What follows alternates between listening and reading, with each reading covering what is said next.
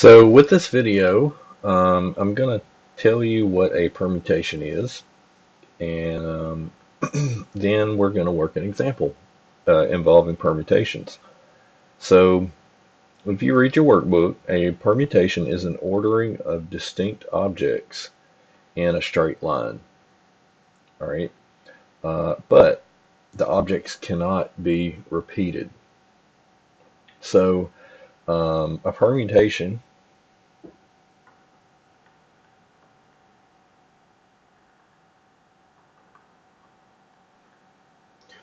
can be expressed using the number of total objects and the number that are going to be chosen from those objects. So n is the total number of objects,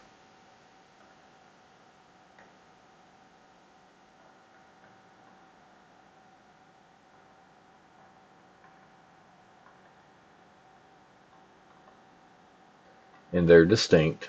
Okay, they're all different.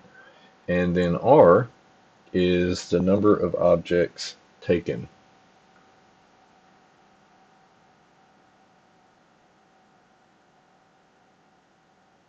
All right, and P stands for permutation. So there's a couple ways that we can express a permutation, sort of abbreviated in a sense. We can write P parentheses n comma r close parentheses, or without the parentheses we can write n first, then a P, and then an R. All right, so if we talk about the simplest case, let's say that we have an A and a B, and I'll call this example 1. We have an A and a B. That means that n equals 2. Okay, we only have 2 letters. Now let's say that we want to choose 2 of these letters. Okay, we want to choose one and then choose one more.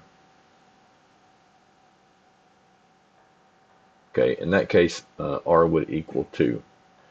We want to choose or draw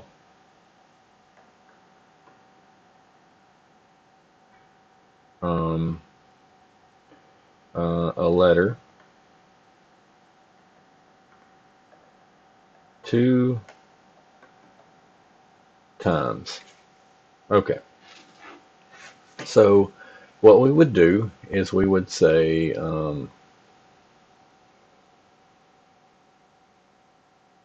total choices,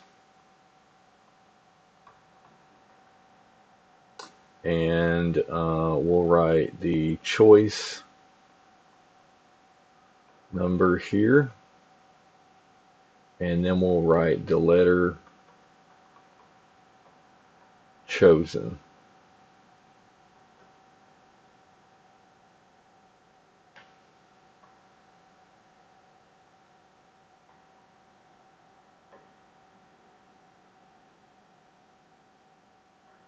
Okay, and I may could have wrote this a little better, but we're only gonna have choose 2 times. So this is choice 1, and that's choice 2. So let's say we choose letter A first, and from that we had we could choose A or B, right? But we chose A, and so now when we go to choice 2, A has already been chosen, and so that only leaves one choice, B. All right, and so this is one possibility.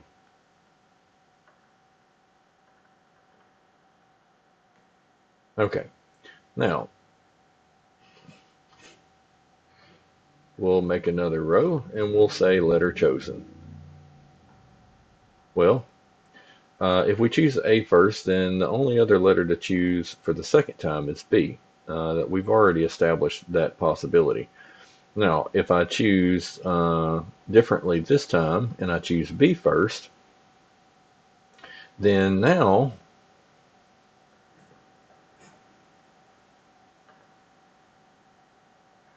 for choice 2, I've already chosen B, and so that only leaves A. And so I write A here.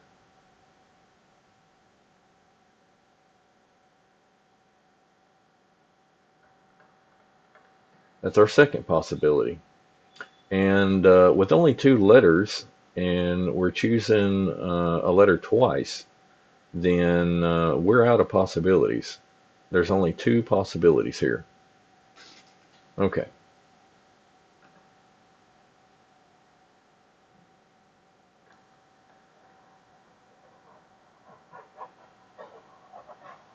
Let's do something a little more complicated.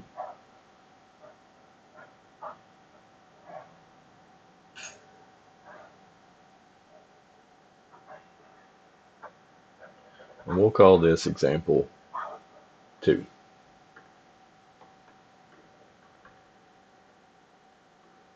All right, now let's say we have more letters. Let's say we have a B, a C, and a D. Then that means N equals 4. Okay, now let's say that we are going to choose 3 letters.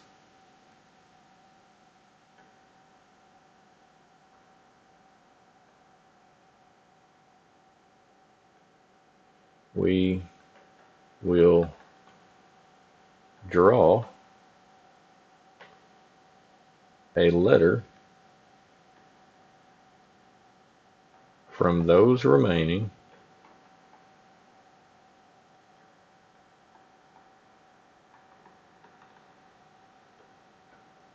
3 times. Okay. So now the last example that we only had A and B. And we said N equaled 2 and R equaled 2. And so if you have a graphing calculator that can handle probability, or if you just Google permutations, a lot of times you can come up with a calculator. And what we calculated was P 2, 2. Or written another way, 2P 2. Okay. And if you use one of those calculators, then when you crunch the numbers here, you're going to get 2, which is exactly what we got just by simply listing all the possibilities. Now, that was the previous example. We got a different example, more letters, and we're going to choose more times. Okay, so let me write first, second, third, choice. All right. For our first choice or our first draw, you could think of yourself as drawing these letters from a hat or something, and you don't know which one you're picking. For the first choice, we've got these letters, A, B, C, D. Okay, so let's say we picked B. All right, then for our second choice, out of A, B, C, D, we've already chosen B. It's not in the hat anymore, so we would have to scribble this one out.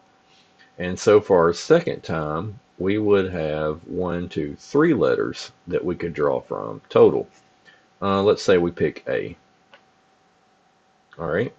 So our first draw, we had all 4 letters to choose from. For our second draw, we took B out, and so there's only 3 letters left. And now for our third choice, we've already chosen A, B, and so that leaves C and D. Let me scribble these out. We've already chosen A and B. So that leaves C and D, and let's just say we chose D. All right. This would just be BAD. This would just be one possibility. Okay. And in this case, the order matters. And so if we repeated these choices except in a different order, let's say we chose A first, then B, then D, then this would be a second possibility.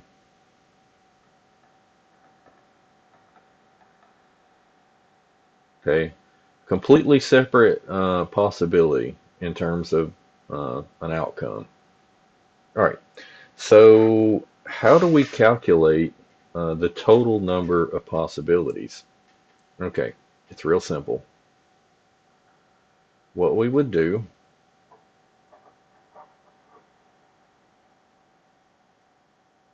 is we would just simply multiply the number of choices that we have at each step. So at the first step, we have a total of 4 choices. We can pick A, B, C, or D. That's 4 letters. Now, for the second choice, no matter what letter we picked for our first choice, it's only going to leave 1, 2, 3 letters for our second choice. And now for our third choice, we've picked 2 letters already, and 4 minus 2 would leave us with 2 letters. And so if you look down here in the example we sort of wrote out explicitly, then you would see for our third choice, we only had C and D to pick from. So that's only 2 choices there, 2 options. So I wrote the number 2 here. If we multiply these together, then we see that if we have 4 choices and we're only going to pick 3 times or draw from a hat 3 times, then we would have 4 times 3 times 2, 24 different possible outcomes.